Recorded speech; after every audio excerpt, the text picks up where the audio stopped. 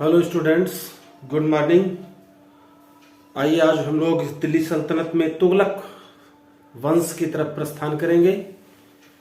गयासुद्दीन तुगलक जो तुगलक वंश का संस्थापक है उसके बारे में चर्चा करेंगे। तत्पश्चात मोहम्मद बिन तुगलक, जैसा कि आप जानते हैं दिल्ली सल्तनत के शासकों में सबसे ज्यादा शासन करने वाले राजवंश में तुगलक राजवंश का नाम आएगा। और इसमें हम देखते हैं कि बहुत सारे जो शासक होंगे, खास करके मोहम्मद बिन तुगलक, वो बहुत ही बुद्धिमान, कई भाषाओं का विद्वान आदमी था, फिर भी उसको लोग पागल कहते थे। तो अभी आइए हम देखते हैं, चर्चा करते हैं, वीडियो में हमारे साथ बने रहें कि गयासुद्दीन तुगलक ने दिल्ली सल्तनत में तुगलक वंश की स्थापना कर दिया है और इनके क्या क्या कार्य हैं, कैसे कैसे इसका शासन चलता है, कैसे इसकी मृत्यु हो जाती है। तो हम इसके साथ आपको अपने वीडियो में ले चलते हैं, बस लगे रहें, देखते रहें। तो आइए देखते हैं गयासुद्दीन तुगलक। जैसा कि आप जानते हैं तुगलक वंश का संस्थापक गयासुद्दीन तुगलक है, जिसका शासनकाल 1320 से 1325 ईस्वी तक है। अल्प समय तक शासन है गयासुद्दीन तुगलक। वैसे तुगलक वंश टोटल 1320 से 1414 ईस्वी तक चलेगा, लंबा शासनकाल होगा पूरे तुगलक राजवंश का। किंतु अब गयासुद्दीन तुगलक की बात है तो ये केवल मात्र 5 वर्ष के लिए शासन सत्ता संभालेगा, 1320 से 1325 ईस्वी तक। जब गयासुद्दीन तुगलक ने 1320 ईस्वी में सत्ता हथियाई थी तो यह गाजी मलिक के नाम से एक उपाधि धारण किया था। गाजी मलिक उपाधि के रूप में ये गयासुद्दीन तुगलक 1320 में दिल्ली सल्तनत का सुल्तान बना। अब आगे देखते हैं कि इसने जो अलाउद्दीन खिलजी के द्वारा बनाए गए नियम और कानून थे उसमें बहुत सारे फेरबदल किए थे। इसने क्या काम किया कि मुकद्दम और खूतों के अधिकार को वापस कर दिया। मुकद्दम और जो खूत होते थे ये किस प्रकार से, खास करके जैसे जमींदारी प्रथा थी, जमींदार वगैरह होते थे जो उनके जो अधिकारों को छीन लिया था, सारी जमीनों को छीन करके जो खालसा भूमि में परिवर्तित कर दिया था, कदाचित उन्हीं चीजों को इसने उनके पुराने अधिकारों को फिर से वापस कर दिया। स्टूडेंट्स याद रखना है।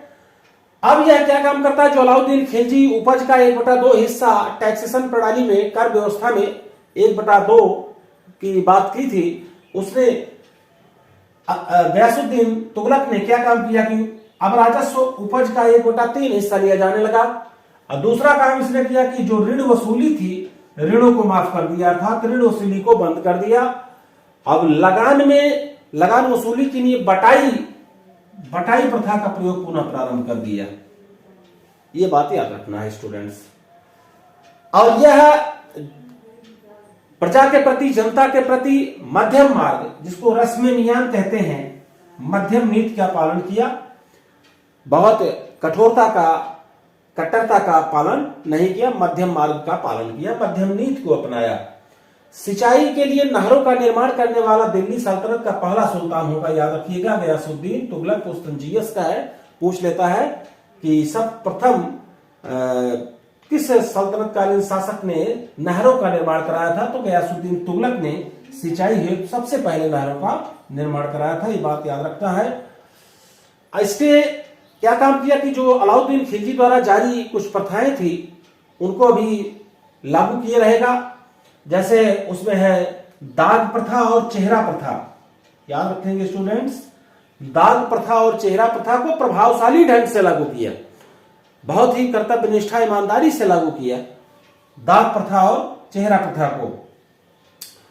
इसके उत्तराधिकारी जौना खां, जिनको मोहम्मद बिन तुगलक के नाम से आप जानेंगे, जौना खां को इसने क्या काम किया कि दक्षिण भारत में, ये दक्षिण भारत विंध्य पर्वतमाला का नीचे का पोर्शन जो साउथ एक्सटेंशन है, दक्षिण भारत है, दक्षिण भारत की विजय करने के लिए 1325 ईस्वी में जौना खां को दक्षिण के लिए भेजा। और जौना खां ने वारंगल के काकतीय पांड्य शासकों को जीत करके उनके साम्राज्य को दिल्ली सल्तनत में मिला लिया और तेलंगाना का नाम सुल्तानपुर रख दिया। स्टूडेंट्स याद रखेंगे, अर्थात यह है दक्षिण भारत की विजयों में कामयाब रहा जौना खां। इस बात को याद रखें स्टूडेंट्स। राजमुंदरी अभिलेख है, राजमुंदरी अभिलेख, जिसमें जौना खां को दुनिया का खान कहा गया है। राजमुद्री अभिलेख में जौना खां या मोहम्मद बिन तुगलक को दुनिया का खान कहा गया है। यह बात याद रखना है। निजामुद्दीन औलिया और ये गयासुद्दीन तुगलक के बीच में बहुत सारे मनमुटाव हो गए थे, कुछ आपसी बातों को लेकर के विवाद चल रहा था, तनाव हो गया था। तो उस तनाव के दृष्टिगत निजामुद्दीन औलिया ने इनको एक शब्दावली का प्रयोग किया था, जिसको हम लोग आज भी कभी कभी शब्दों में प्रयोग कर लेते हैं, कहावत के रूप में प्रयोग कर लेते हैं कि अरे अभी दिल्ली बहुत दूर है। तो दिल्ली अभी दूरस्थ, याद रखें स्टूडेंट्स, दिल्ली अभी बहुत दूर है, यह निजामुद्दीन औलिया ने कहा था। और किसके लिए कहा था? गयासुद्दीन तुगलक के लिए कहा था। इसलिए कहा था क्योंकि गयासुद्दीन तुगलक से और निजामुद्दीन औलिया से मन मुटाव चल रहा था स्टूडेंट्स। और दुर्भाग्य देखिए ऐसा रहा कि इसी के समय, गयासुद्दीन तुगलक के समय ही दक्षिण भारत का लगभग संपूर्ण क्षेत्र दिल्ली सल्तनत में लिया गया था। साउथ का लगभग काफी क्षेत्र, यूं कहे कि संपूर्ण दक्षिण भारत दिल्ली सल्तनत का पार्ट हो चुका था। और दुर्भाग्य इनके साथ में था।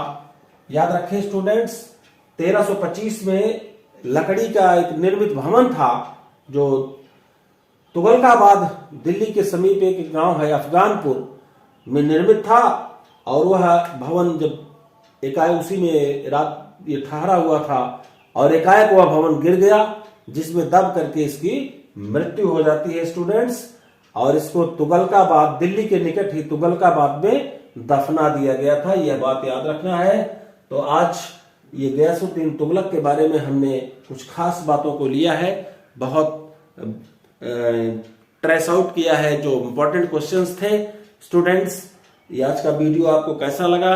मैं केवल इतना कहना चाहता हूं कि वीडियो को आप केवल 2 मिनट, 5 मिनट, 8 मिनट ना देखा करें, वीडियो के साथ जुड़ें और अंत तक जुड़े रहें और पूरा आनंद लें। इसके बाद हम आपसे फिर रूबरू होंगे नेक्स्ट वीडियो में मोहम्मद बिन तुगलक के साथ। शीघ्र हम सल्तनत काल को फिनिश करके आपको अगले मुगल काल की तरफ ले चलेंगे, 1526 से 1707 ईस्वी। जल्दी से जल्दी आधुनिक भारत में प्रवेश करा देंगे। बस यूं ही लगे रहें, डटे रहें, तन्मयता के साथ, तल्लीनता के साथ अध्ययन करें। फिर मिलेंगे। धन्यवाद। जय हिंद, जय भारत।